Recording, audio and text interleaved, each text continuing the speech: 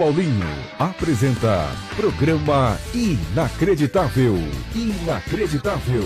Um bate-papo sobre os assuntos mais relevantes da semana. Com Paulo César Prado, Marcelo Santos e Fernando Pereira. Programa Inacreditável. Olá, seja muito bem-vindo a mais uma edição do programa Inacreditável aqui na sua rádio Vibe Mundial.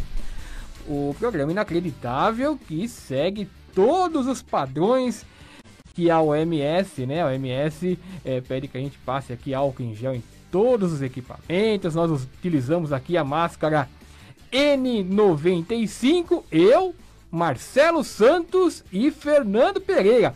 Muito boa tarde, Fernandão. Boa tarde, Paulinho. Boa tarde, Marcelo. Boa tarde, os ouvintes. Paulinho, você é daquela época de jogar descalço nas quadras de concreto? E eu jogava descalço, jogava com bola de meia. Nós já vamos falar sobre isso. Marcelo Santos. Muito legal. Hoje vamos ter estrela, hein? Fera aqui, entrevistado. Depois eu vou contar como a gente fazia com os futebol dentro da sala de aula. Que ninguém conhece esse esquema. Depois eu conto, viu? Exatamente. Bom, o nosso convidado de hoje para quem gosta de esporte, é um astro, né? É um astro, é um herói do esporte nacional. É Vinícius Elias Teixeira, bicampeão mundial de futsal pela seleção brasileira, jogando mais de 200 vezes com a camisa amarela entre os anos de 97 e 2012. Bacharel em Direito, Vinícius dedica-se nos dias atuais ao Clube do Futsal, responsável pela produção de conteúdo digital direcionado aos atletas da modalidade. E ele já está na linha e eu cumprimento. Vinícius, boa tarde para você. Boa tarde, obrigado primeiramente pelas palavras e pelo convite. Espero que seja um papo agradável e que o ouvinte possa aproveitar dessa conversa que a gente vai ter por aqui. É isso aí, Vinícius. Eu já começo aqui emendando uma pergunta facinha para você, hein? Você foi bimundial e também campeão pan-americano pela seleção. Qual dessas equipes era melhor? Qual das equipes, a campeã mundial ou a campeã pan-americano? E dessas equipes você conseguiria montar uma escalação titular dos sonhos, com você incluído, obviamente? Poxa, é difícil escolher, mas eu acho que a seleção de 2008, pelo tempo, né, que ficou jogando junto e pelo processo em si até esse Mundial, eu acredito que tenha sido uma melhor equipe, uma equipe mais preparada, vamos dizer assim. E a escalação, poxa, de vez em quando me perguntam essa questão e fica um pouco difícil. Mas eu colocaria o Falcão, Manuel Tobias, o Schumacher e Lenísio. Eu ficaria esperando nesse time, eu prefiro ficar esperando. O Lenísio não é época da família não, né? Poxa, ele era ele foi meu professor, né, desde criança, jogando em casa, aprendi muito com ele, então eu ficaria com o professor, vamos dizer assim, eu sou aluno perto desses aí. Vinícius, boa tarde, sou o Fernando aqui da Rádio Vibe Mundial.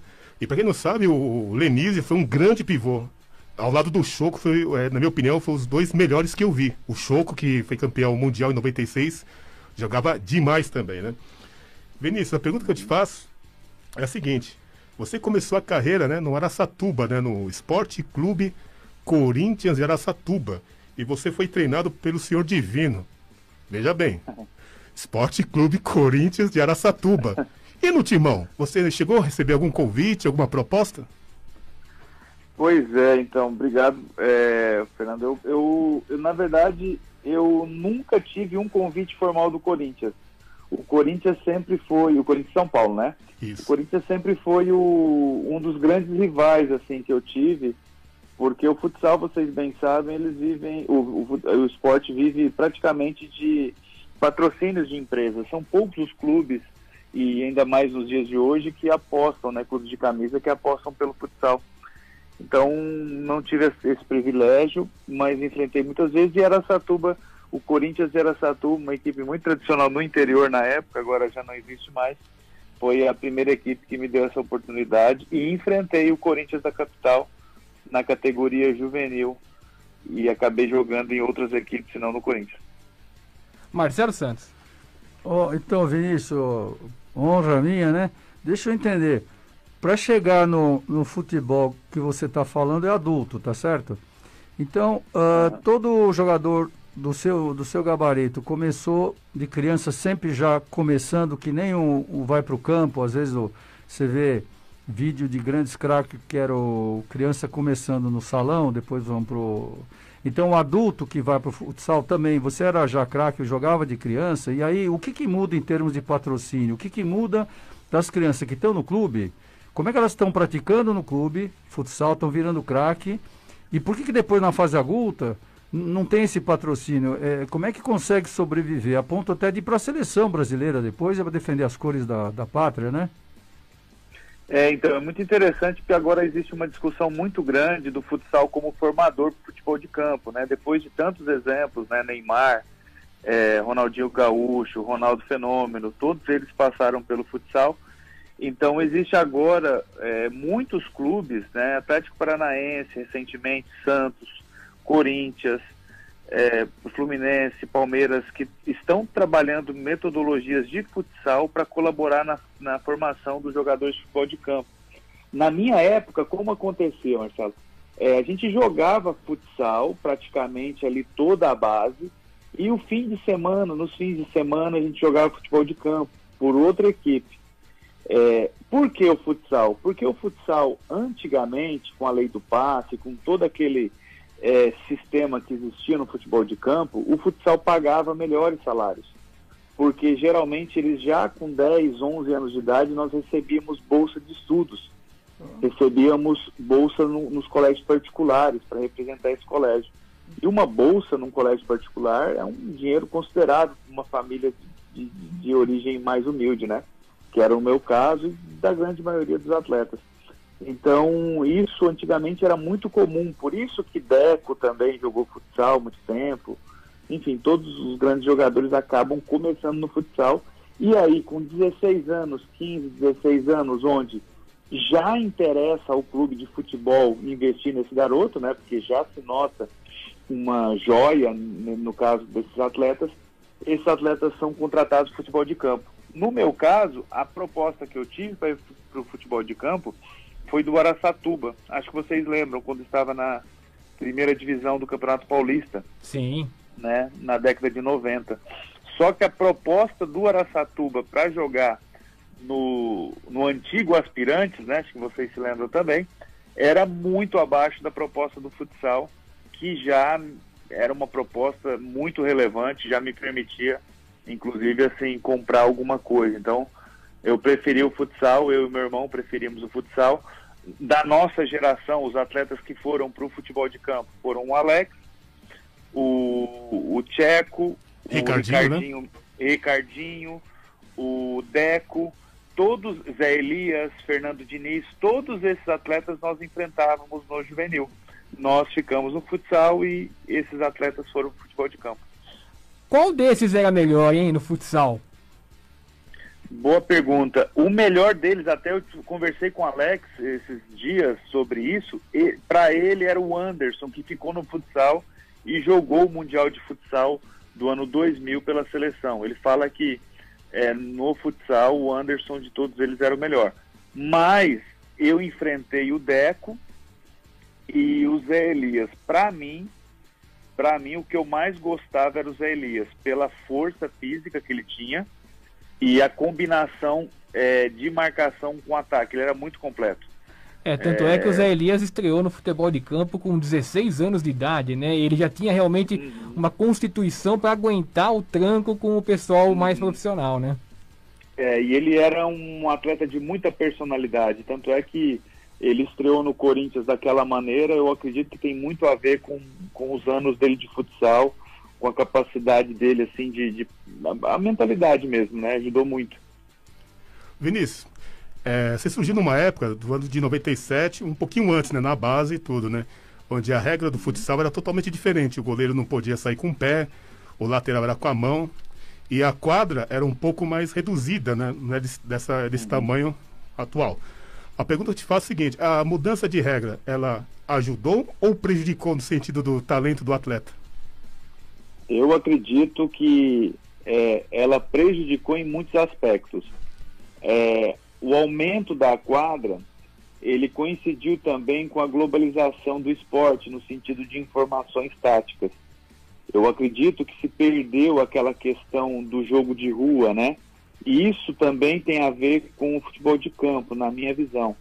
Essa informação que começou a se expandir pelo mundo inteiro em relação à parte tática, começou a deixar um peso muito grande na mão do treinador, né? A gente dá uma relevância hoje muito grande à parte do treinador. E antigamente, acho que o peso era maior, era para o atleta, no futsal também pelas dimensões, e isso ajudava com que... para fazer com que os atletas tivessem muito mais capacidade de resolver problemas, né? Pelo tamanho da quadra, pela bola ser diferente, mais difícil, eu acredito que bem mais difícil, mais pesada, menor, e a questão também do goleiro, que não podia sair da área. Hoje em dia nós temos mais uma opção do goleiro, então praticamente acho que tudo foi tirando muito peso do atleta, e isso refletiu acho que freou um pouco a produção de tantos talentos como nós tínhamos no passado. E até a questão do drible também, pelo espaço ser reduzido, né? O jogador tinha mais o repertório assim, de improviso, né? Eu acho que por isso que eu falo muito, não temos piores atletas hoje. Muito pelo contrário, eu acho que são muito mais bem preparados no todo, né? Mas a mentalidade de resolução de problemas, isso sim. Nós temos mais atletas, na minha visão, que estão presos a sistemas de jogo, que sabe que não tem essa capacidade, até a personalidade. Você nota que nós temos, já não temos aqueles atletas com personalidades fortes, né, que até produziam muito conteúdo para a imprensa, né? Hoje temos uma quantidade menor. Marcelo? Hoje o programa promete, acho que vai ser daqueles que uma hora é pouco, né? Vai passar tantas perguntas que o futebol é que nem diz o samba, né? Quem não gosta de futebol é ruim da cabeça ou doente do pé, né? Tá certo? Porque como o futebol é alma, né? Então, eu que vi o futebol nascer aqui no Brasil, eu lembro do clube paulistano, o Friedrich Reich, né? Eu conheci até o Charles Miller, né? Quando veio da Inglaterra, ele trabalhava na ferrovia. Então conta pra gente, o futebol de salão é uma coisa que pouca gente conhece. Quando surgiu? Onde surgiu o futebol de salão no mundo? E em que época surgiu? Acho que pouca pessoa sabe. E depois podemos comentar que todos nós praticamos a importância, mas conta um pouquinho dessa história pra gente, por favor. Então, o futsal, ele, pelo que eu sei, as informações que eu tenho, ele veio do Uruguai, né? Falam que foi do Uruguai, outros falam que foi no Brasil, mas começou a jogar em São Paulo. Ele foi primeira vez jogado em São Paulo. Eu acredito que a Federação Paulista é a primeira, se eu não me equivoco, e com regras antigas, né? A FIFUSA era a Federação Internacional de Futebol de Salão, foi a que organizava os torneios, era a entidade responsável pelo esporte. Depois ela passou a ser gerida pela FIFA, ela teve um desmembramento, não foi desmembramento, mas as federações, né, dos países foram absorvidas pela FIFA e foram criadas novas competições de FIFUSA, né, que hoje já é outra federação, é um rolo danado, e a FIFA com futsal com um nome diferente. Ficou futebol de salão com a FIFUSA e futsal com a FIFA, que é hoje o que a gente joga, né? São regras diferentes. A FIFUSA ainda joga com as regras antigas e o futsal aconteceu tudo isso que a gente estava comentando, com regras diferentes, com goleiro fora da área, com questão das dimensões da quadra padronizadas e alguns detalhes como arremesso de lateral com a mão, né, que não na FIFUSA é com a mão, no futsal é com o pé. Então essas regras foram modificadas. Legal, mas que ano, mais ou menos? Que época, mais ou menos? Que década, mais ou menos? 1930 30, se eu não me equivoco. Ah, então é coisa antiga mesmo, que nem... Sim. Muito antiga. E tinha com quadra, com tudo, assim, no Brasil. Então, começava do jeito que a gente conheceu o futebol de salão mesmo, é isso? Isso. Tá. Era a regra antiga, Nossa. foi quando começou. Aham. Vinícius, em 2012, antes do Mundial da Tailândia, teve uma confusão danada com a Confederação Brasileira de Futsal e os jogadores que iam disputar o Mundial. Eles se recusaram a pagar a premiação de vocês, a negociar a premiação de vocês, e apesar de arrecadarem uma fortuna com patrocinadores. Você comprou a briga como um dos principais líderes da equipe, o Falcão comprou a briga, um monte de gente comprou a briga, e você pediu ajuda pro Romário na época, você tornou público isso, e vocês foram tão decentes, isso é um depoimento meu, que vocês ganharam o Mundial mesmo assim. Entraram em campo e ganharam o Mundial. Mas o que aconteceu depois? Como terminou esse rolo? E eu queria saber se o Romário de fato ajudou vocês. Então, o que aconteceu foi que antes da convocação final, na verdade foi eu como capitão, ele me mandou privativamente, vamos dizer, de forma privada, para que eu pudesse passar a mensagem para os jogadores. E foi avisado que não teria nenhum dinheiro de premiação, que a confederação estava com problemas financeiros e que quem quisesse disputar o Mundial, que disputasse, quem não quisesse, que essa era a condição. Acontecendo isso, foi comunicado, eu falei para eles que eu iria jogar da mesma maneira, que achavam um absurdo, mas que a gente não poderia naquele momento começar uma briga prestes um Mundial e a preparação, atrapalhar toda a preparação prévia de anos, né, que tinha sido feita. E todo mundo ficou de acordo, enfim, foi feita a convocação. Quando acabou o Mundial, a gente já lá na comemoração no hotel, a gente já cortou as relações, porque fizemos a nossa parte, vamos dizer assim, e começamos a recolher a documentação para comprovar todos os absurdos que eles vinham fazendo, né? Uhum. E entreguei toda essa documentação através de um presidente de confederação que me entregou toda a documentação. Já haviam ações correndo já na justiça sobre empresas laranjas para recebimento e desvio de verba, e levei lá para o Romário. O Romário foi fantástico, sabe? Foi incrível como ele se predispôs, levou tudo ao Ministério Público Federal, enfim, foi feito toda a parte burocrática e de aceleração, vamos dizer, de todo esse processo.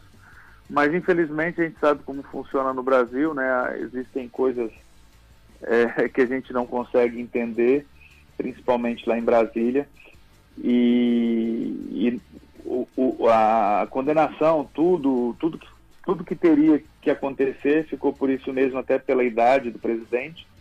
Não teve penalizações assim mais severas, mas ele foi destituído, enfim, pelo menos aconteceu uma mudança, não mudou muito, porque aconteceram coisas também muito tristes depois, mas foi esse praticamente o resumo do que aconteceu. Eu criei uma associação de atletas para poder lutar com forças, né, porque uma associação ela tem mais peso, mas também os atletas de forma geral não abraçaram muita ideia, ficaram com medo e acabou terminando por ali aquela pretensão de mudar algo no esporte.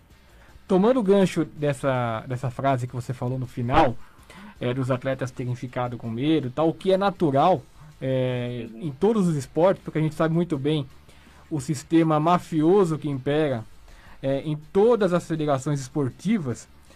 Você deu uma entrevista e quando você foi comentar esse assunto da corrupção no futebol, você disse a seguinte frase: a situação do futsal é culpa de gestões passadas e nossas porque negligenciamos e não encaramos o problema de frente, talvez por medo de represálias, de prejudicar a carreira. Todos nós somos culpados também. É nesse sentido realmente que você estava dizendo, né? Perfeito, porque assim, o que acontece? Quando a gente está atuando, né, a gente enxerga as coisas, os absurdos, né, que acontecem, mas a gente um pouco se omite por medo. Sim. E por não acreditar e não saber da força que a gente tem. Então, por esses motivos, não temos a maturidade que a gente tem depois de certa idade. Então foi isso que aconteceu, porque a gente já sabia que existia, a gente não tinha provas, né? A gente via coisas muito raras, porque a gente participava de eventos, a gente sabia dos patrocínios muito altos, e tinham, por exemplo, viagens pagas a muita gente, gastos exagerados, ameaças que a gente sabia que acontecia, mas a gente não tomava uma atitude enquanto jogava para enfrentar tudo isso, né? Então, eu acredito que somos culpados também e, infelizmente, tentamos ali depois mudar algo, já era um pouco tarde e o rombo já tinha sido feito, né? Hoje tem milhões de dívidas ali a confederação e grande parte por nossa culpa de não ter lutado antes, né? Para frear tudo isso. Vinícius, eu queria te falar assim, depois do Mundial, né, da conquista, vários jogadores, inclusive você, Cime, Falcão, né, e tantos outros, né, vocês se recusaram, né, a participar do torneio sul-americano, né, que o Brasil disputou, e o Brasil fez uma campanha pífia, né, fez uma campanha muito ruim em tudo, né, e depois teve essa mudança do presidente, assim, tudo, né, queria que você falasse um pouco, né, sobre esse episódio. Então, aí... eu já tinha decisão, até quando eu cheguei eu já tinha dado a entrevista que achava melhor não jogar mais pela seleção, não pelo fato de me negar aí, mas pela questão de idade mesmo, de reformulação. E quando aconteceu esses problemas de luta para que fosse mudado toda a diretoria ali pelo que eles fizeram nos anos que estavam no poder, a briga começou a ficar um pouco mais pesada, né? No sentido de, como falei antes, foi para Brasília, enfim, muitas ações contra a Confederação, e acabou que não fomos no Sul-Americano, acho que não lembro qual país que foi Sul-Americano, o Brasil perdeu, e aí começou a se costurar uma nova, algo mais político para que voltassem alguns diretores também e atletas, e acabaram cedendo alguns desses membros que estavam na luta, alguns cederam. Eu fui o único que não participou daquele jogo em Brasília, me neguei aí, porque eu falei que ou muda tudo, ou não adianta nada. Mas foi algo que a gente já tinha, como disse antes, já tinha errado bastante, e ali já estava no limite, e acharam melhor voltar e aceitar essa convocação, né, que foi para esse jogo, onde tudo voltou, e continuou do jeito que está até hoje, né? Vinícius, nós vamos para um breve intervalo agora, não tão breve, mas é um intervalo de uns 5 minutinhos. E, por favor, espere na linha que o papo está bem agradável, o ouvinte vai aqui esperando já o nosso retorno para escutar histórias interessantíssimas do futsal e também dos bastidores. Até daqui a pouco!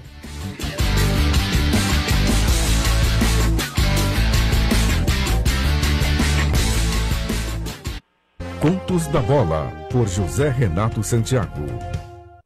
Era os anos 80. O Botafogo vivia um longo jejum de títulos. E cada novo jogador que aparecia nos times de base já eram consideradas como grande esperança. Foi assim com Tiquinho, ponta direita, muito veloz, embora com uma qualidade técnica muito discutível. Bem magrinho e bem escurinho, Tiquinho ganhou algum destaque no time de base da Estrela Solitária. Tendo Zagallo como técnico, logo começou a entrar em algumas partidas. No entanto, tendo visto a ganhar mais experiência, foi emprestado para o Ceará Sporting Clube, o Vozão. Lá no Vozão, Tiquinho entrou para a história por marcar o gol do título cearense de 78, o tetracampeonato inédito do Alvinegro do Porangabuçu. Tiquinho passou a ser o grande ídolo da torcida alvinegra. Ao final do empréstimo, voltou ao Botafogo, mas nunca mais foi o mesmo. Ficou rodando por várias equipes de futebol brasileiro, pelo Nordeste, e infelizmente o mundo do futebol foi muito cruel. Logo foi para a bebida, para o mundo das drogas e, com muito pouca idade, aposentou. Faleceu de forma muito triste. No entanto, até hoje, às vésperas dos jogos do Alvinegro, o gol de Tiquinho é comemorado com muita alegria. A rádio que toca a sua vida, 95,7 Vibe Mundial FM.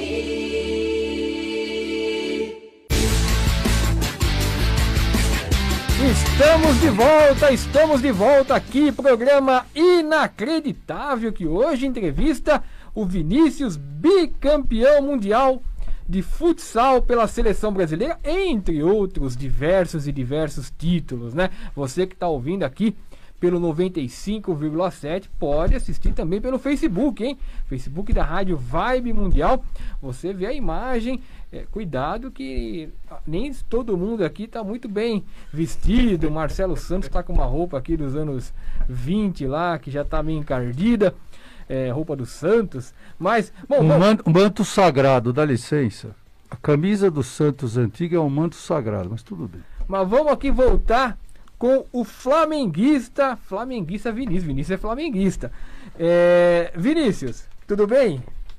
Tudo bem. Flamenguista mesmo, né?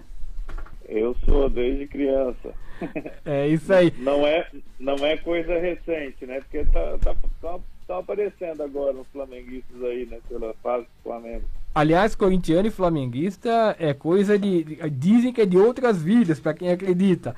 Bom, Vinícius, tá acontecendo agora, nesse momento, por conta do clima político brasileiro, um engajamento de atletas com relação a protestar contra o governo Jair Bolsonaro, que não se via desde os tempos da democracia corintiana. E é o Esportes pela Democracia. Você está acompanhando isso? Você faz parte disso? Ou se você for convidado, você tem desejo de fazer parte disso? Ou você é contrário ao tema? Então, eu tenho acompanhado sim, tenho visto aí esse movimento, mas eu aprendi a lição depois do que eu passei com a associação ali de atletas, com a questão da confederação. Eu vejo que cada um é livre para tomar as decisões e abraçar as causas que deseja, mas eu aprendi que você tem que aprender a lutar da maneira correta, da forma mais inteligente possível, né? E esses movimentos acabam sendo movimentos onde tiram uma queda de braço com gente mais forte e geralmente você acaba saindo derrotado. Vocês lembram do Bom Senso Futebol Clube também? Movimento que acabou não tendo muito resultado justamente por essa força que a gente conhece. Então eu sou totalmente hoje fora dessas questões, faço o meu papel no entorno que eu controlo, que é no ambiente que eu tenho controle, no ambiente que eu tenho força, e é o que eu me dedico hoje em dia. Respeitando quem pensa diferente, enfim, mas aceito também as críticas de quem acha que temos que abraçar essas causas, né? Então, Vinícius, desculpa, tem uma continuidade a coisa do primeiro segmento, que acho que não ficou claro, pelo menos para mim, que a cabeça já não funciona direito, mas não sei se para os outros também.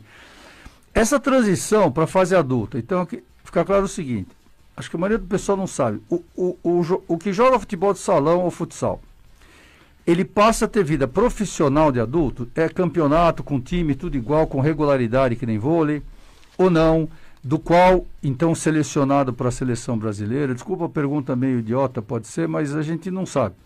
E aí, por exemplo, se é o caso, é salário, não é um patrocínio, é um esporte ainda amador, porque a gente não fica vendo tão frequente o campeão. Como é que funciona isso? O cara pode querer ficar só no futsal, como o Falcão, você. Isso não é claro pra gente. Ou é porque não foi pro time de campo? Explica pra gente melhor como é que é essa carreira, por favor. Funciona como no futebol, como no vôlei, como no basquete. São patrocínios para a equipe, né? A equipe recebe patrocínios de empresas, ou de prefeituras, ou dos clubes. E esse dinheiro ele é usado para montar uma equipe, né? Por exemplo, vou falar hoje da Liga Nacional, que é o Campeonato Brasileiro de Futsal. Nós temos o Magnus, que é a equipe que jogava o Falcão, onde a patrocinadora Master, né? É uma empresa de ração, por exemplo, com a prefeitura ajudando. Temos o Corinthians, que é um clube, com patrocínios também. O Carlos Barbosa, que é a Tramontina, que patrocina, enfim. E o jogador, ele recebe salários, né? O orçamento ele é dividido da maneira que a direção achar que deve ser dividido. Atletas mais qualificados ganham mais, atletas menos qualificados ganham menos. Enfim, tem carteira assinada, né? Mas é contrato, então ele chega e fala, olha, eu quero o Vinícius jogando por tanto tempo. Coisa. Contrato, que nem futebol de campo normal. Igual, tudo igual. Como eu disse antes, como futebol, como basquete, como vôlei, tudo igual. Aí tem a Lei Pelé, que ela determina que existe a possibilidade de ter atletas não profissionais, que aí você só precisa pagar o salário sem formalizar um contrato. Tá? A Lei Pelé permite isso nos esportes que não sejam futebol. Futebol tem que ter carteira assinada. Nos demais esportes, você pode ter um contrato informal, mas recebe todos os meses, enfim, como a modalidade do futebol. Vinícius, você foi campeão mundial 2012, né, pela seleção, para mim, acho que foi a última grande geração do futsal brasileiro, né? Dos jogadores atuais que jogam pelo Brasil, qual aquele jogador que te chama a atenção? Eu gosto muito do Leozinho, do Magnus, né, do Sorocaba, gosto muito dele, jogador com 20 anos, 21. Ele veio de uma peneira, muito interessante a história. Ele veio do Rio de Janeiro para uma peneira, chegou na seleção brasileira, hoje é jogador da seleção brasileira. Então no Brasil é ele. E a nível mundial, o Diego, que está no Barcelona, que é brasileiro também. E para mim é o jogador assim que eu mais admiro de todos, assim, né? No Brasil, o Leozinho, e no mundo inteiro seria o Diego. São os dois para mim. Quem jogou mais? Manuel Tobias ou Falcão? E uma pergunta que vai junto com essa, que é o seguinte: qual dos dois, isso não quer dizer quem jogou mais ou quem jogou menos, foi mais importante para o futsal em todo o contexto da história do futsal? Eu acho assim, o Falcão ele é inquestionável como o maior nome da história por números. Sim. E por resultado, né? Por espetáculo. Isso não existe esse debate. Falo muito como uma Coca-Cola, vamos dizer assim, não há discussão, né? É o que mais vende, vamos dizer, é o que mais tem resultados, enfim. É uma coisa meio inquestionável, né? O pessoal pode não gostar por alguma questão de estilo, por algo assim, mas os números não mentem. O Manuel, ele foi um cara, na minha visão, que jogou o futsal na sua essência de jogo coletivo, de construção do jogo de futsal. O Falcão mais de qualidade individual, mais espetacular. Se eu tivesse que escolher um jogador, eu escolheria o Falcão. Tá. Por juntar tudo isso. Tá? E em relação ao Manuel, a importância de Manuel e Falcão, foram fases diferentes, né? Nós tínhamos naquela época um apoio, pouco apoio da imprensa em relação à televisão aberta, canais abertos. O Manuel foi um precursor nesse sentido, o Falcão continuou o que o Manuel plantou. Se eu tivesse que definir, seria dessa maneira. Vinícius, você conquistou vários títulos, né? Pelos clubes, pela seleção. Você conquistou tudo que um atleta gostaria na carreira. Faltou alguma coisa? Ter jogado alguma equipe faltou. e tal? Faltou, eu não ganhei a Champions de futsal. A Champions eu bati na trave muitas vezes e não consegui. Perdi final, perdi semifinal, perdi quartas de final, tudo que você pensar. Foi um título aí que não consegui, que talvez fica na minha cabeça essa questão. Vinícius, existe uma coisa que fica a dúvida o seguinte, que nem um tipo físico é para uma coisa e é diferente de outra. Então, assim, o jogador de futsal, sendo brilhante, você assume que ele seria justamente tão bom quanto ou teria toda a progressão para o campo ou não, ou vice-versa. Ou seja, são esportes diferentes. O fato de você ser um baita campeão no futsal seria o que você esperaria. Então ele seria no campo espetacular também, ou não. Tanto é que muita gente começa no campo e não chega no futsal. Vou dar um exemplo só para ilustrar. Quando o Rivelino começava a jogar, o Riva, que a gente via, eu lembro que ele dava uns dribles. Isso é típico de futebol de salão, né? Ele veio de futsal. Exatamente, mas você vê, os outros jogadores, o tipo de drible que dava, não era. Agora, ele dava aquele tipo que você dizia, isso é futebol de salão, né? Que tirava. Então, comenta um pouco disso. E por que muitos de vocês, você já falou um pouco de contrato, tudo, não iam depois para o campo, quer dizer, não era uma escada de uma coisa para outra. Será que é perfil diferente de jogo físico? Uma coisa, são esportes que nunca vão se mesclar no futuro, é isso? Dá a sua opinião, por favor. Na minha visão, existe uma característica específica do futsal e do futebol. Né? O futebol tem uma exigência física de uma corrida mais longa, existe um ritmo diferente de jogo no futebol de campo, você consegue respirar mais pela questão de setores, né? Você não tem momentos do jogo que você não participa tanto como no futsal. O futsal ele tem uma exigência de tiros curtos, velocidade curta e potência, e de recurso técnico em pequenos espaços, que já elimina uma grande quantidade de atletas. Então eu acredito que existe perfis que se adaptam melhor no futsal e perfis que se adaptam melhor no futebol de campo. Eu sou um exemplo disso. Para mim, o meu perfil é de futsal. Eu não acredito que eu teria o sucesso que eu tive na modalidade do futsal no futebol de campo. Eu acho que seria muito mais difícil. Eu acredito que não é matemática, no sentido de que se é bom no futsal, vai ser bom no futebol de campo. Por essas questões, das exigências que são diferentes e tem alguns perfis que se adaptam melhor ao futebol e outros que se adaptam melhor ao futsal. Perfeito, é o que muita gente acha, a gente acha, mas você vê, 3 exemplos que você mesmo citou, Neymar, Ronaldinho Gaúcho, o próprio Rivelino. Vê se você concorda, muito do que eles também, não é a única coisa, muito do que eles vão lá em barbarismo, nos dribles, tudo que eles dão, me parece que tem muito do futsal. Ajudou eles, mesmo jogando na Europa, com outro tipo de jogo, ou no Brasil crescendo, o tipo de controle de bola com o pé, aquela coisa do ladinho, chama elástico, não, eles ficam mudando o nome, na minha época era outro nome. Isso lembra bem o futsal, o futebol de salão. Não foi justamente um plus para eles, uma vantagem para eles crescer, além de, lógico, outras coisas, ter o físico e corrida.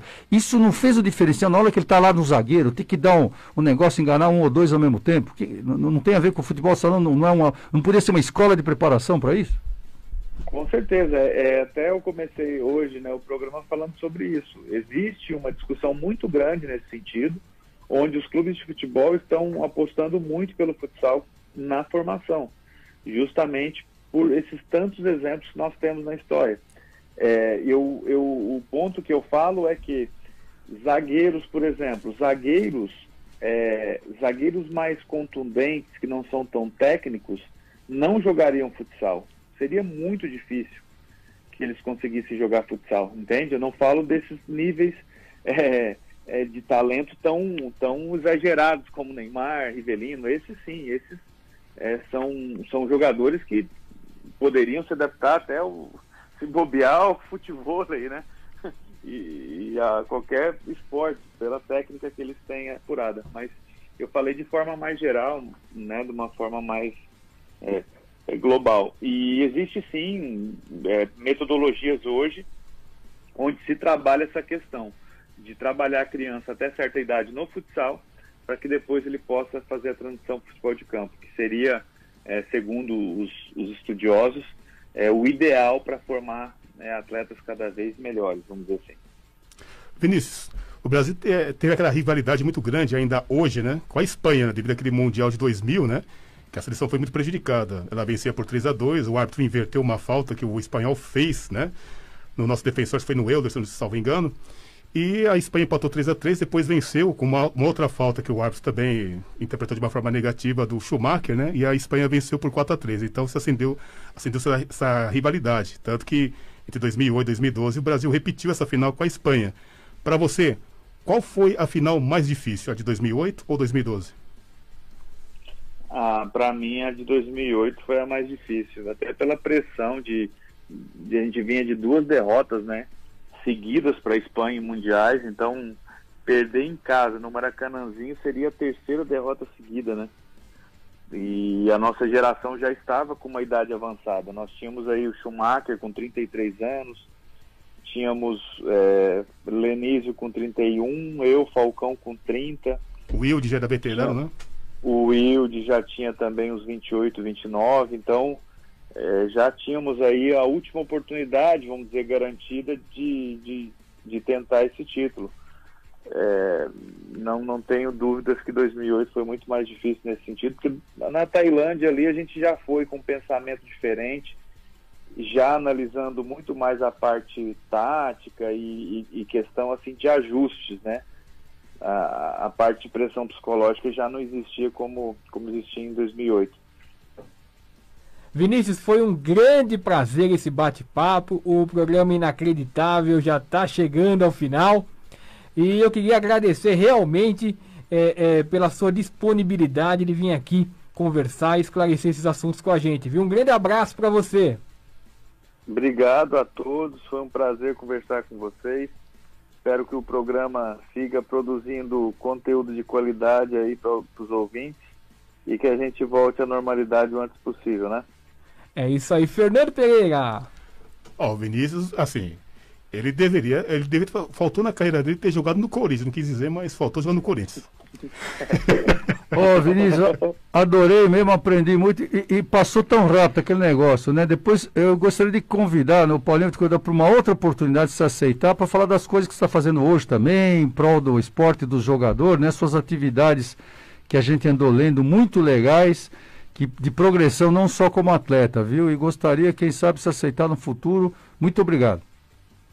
Sim, voltamos a conversar com certeza. Será um prazer voltar a participar do programa e falar com todos vocês.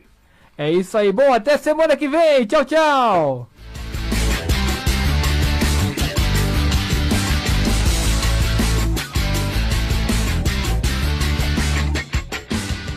Olá pessoal, tudo bem? Aqui é a Dunia Badran, Daniela Badran, da Dunia Ideas. Hoje eu vou contar uma historinha sobre a Dunia Ideas. Por que Dunia Ideas? E isso vai nos trazer algo razoavelmente importante. Quando nós temos uma empresa, ela acaba sendo a nossa identidade. Quando nós trabalhamos numa empresa, você precisa se identificar com o que ela faz. Então, meu pai é libanês, veio para o Brasil aos 15 anos, hoje ele tem 80... Não posso falar, ele tem 82, mas fala que tem 76, né?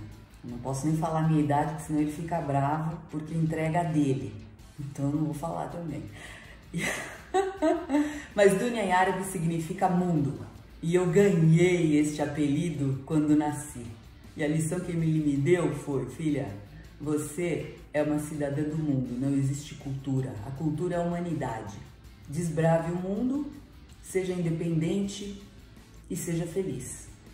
A independência lhe traz felicidade, pois lhe dá a liberdade de fazer boas escolhas, ou a escolha que quiser. E hoje nós vamos falar sobre pessoas. Quando a gente fala sobre pessoas e gestão de pessoas numa empresa, eu vou fazer uma metáfora. Faz de conta que a gente tem um técnico de um time de futebol e ele precisa posicionar todos os jogadores no lugar certo. Não dá para colocar o goleiro na posição de ataque. Às vezes dá, se o cara é super bom, né? Vai saber.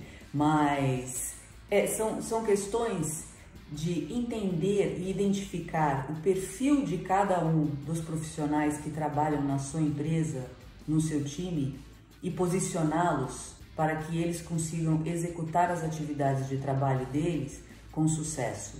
Nos Estados Unidos existe uma frase que eu não vou falar em inglês, que significa, que diz assim: nós precisamos posicionar você ao sucesso.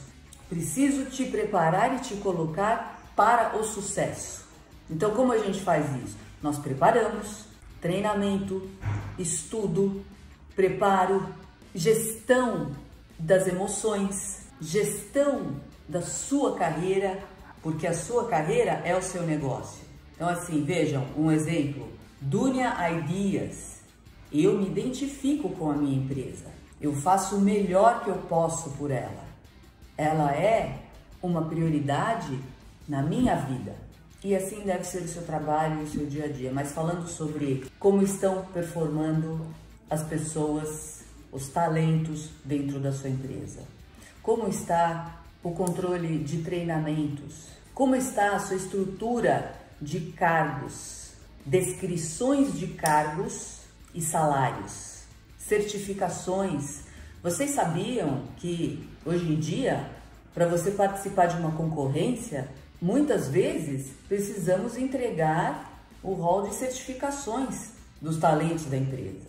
Porque através disso, especialmente no mercado de serviços, tecnologia, engenharia, renováveis, que são mercados que eu venho e conheço bastante, certificações nos levam a grandes projetos. Por quê? Porque garantem que seremos capazes de performar e de entregar o nosso produto ou o nosso serviço adequadamente. Então prestem atenção nisso, é super importante. E contem com a Dunia Ideas. E assim, desenvolvam pessoas. Quanto melhores, melhor. Sempre desenvolvendo pessoas e dando oportunidades. Legal, gente? Beijo, tchau. A vida como ela não é, por Roberto Vieira. Boa tarde, amigos do Inacreditável. Uma pergunta do mestre Shakespeare. TV ou not TV? Eis a questão. A Juventus da Moca pode fechar as portas amanhã. A Flá TV transmitiu o jogo Flamengo e Bangu, mostrando o banco de reservas como na era do rádio. Dados matemáticos informam que a NBA divide 2,4 bilhões de dólares anuais às suas equipes. E a NFL divide 5 bilhões de dólares. A Global Sports Rights Management distribui 600 milhões de reais aos 20 clubes da Série A, que representa mais ou menos 5% do valor da NBA e 2% do valor que a NFL divide entre as suas equipes. Ou seja, o futebol pentacampeão do mundo não vale absolutamente nada. Alguém lembra que no passado o Clube dos 13 veio salvar o Brasil? E a gente se pergunta o que foi que ele salvou. Porque o Clube dos 13 ele ajudou, na verdade, a destruir a fauna e a flora do Brasil, a fauna e a flora do futebol. Muitas equipes desapareceram completamente por causa da concentração de poder e de dinheiro do Clube dos 13. Clube que hoje, como muitos outros falam, que temos que pensar com coletivo. Como se alguém pensasse em coletivo no Brasil. Durante 20 anos, os 20 clubes brasileiros estavam ali no Clube dos 13, ganharam os tubos e terminaram falidos do mesmo jeito. Hoje a maioria deles está de pires na mão. E aí começam essas perguntas, que é como as perguntas de Hamlet no passado, né? Mandante tem direito à renda, Amazon, Rede Globo, Abranche, Jair, Roberto, Marinho, como se alguma dessas entidades gostasse de futebol. Eles não gostam de futebol, nunca gostaram, né? Quem gosta de futebol mesmo são aqueles torcedores da Lusa, do Juventus, a Ferroviária, do Americano de Campos, ou do antigo Ipiranga da Bahia. O que existe em nossa volta é muita hipocrisia, muito trem da alegria. Então todas essas questões, elas desaparecem quando a gente assiste um jogo do campeão continental, após 3 meses sem futebol, voltando a jogar, E o que funciona em todo mundo não consegue funcionar no Brasil, porque as entidades que controlam nosso futebol, nossa vida pública, simplesmente não conseguem responder uma pergunta simples. TV ou não TV? Eis a questão. Enquanto eles não respondem essa pergunta, meus caros, o inacreditável é que quem dança é o Juventus da Moca. Boa tarde. O blog do Paulinho apresentou programa Inacreditável. Inacreditável. Um bate-papo sobre os assuntos mais relevantes da semana.